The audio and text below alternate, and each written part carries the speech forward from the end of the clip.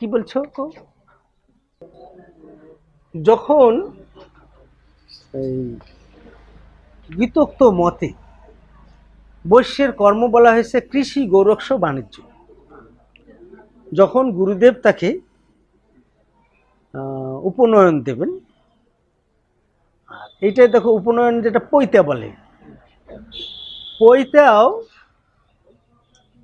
বৈশ্য এই এলাকায় নাই, কিন্তু আগে ক্ষত্রিয়দেরকে প্রথমে 3 গুণের 3 প্যাসেরই পৈতে দেওয়া হতো, তারপর 3 দিন পরে আর 3 প্যাসের পৈতে পড়ানো হতো।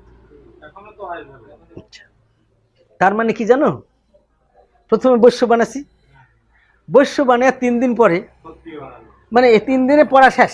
আমরা যেমন আমাদের এই যে মাস্টার মাসারা এই 1 দিনে 2 দিনে এরা কিন্তু শেষ করে দিবে।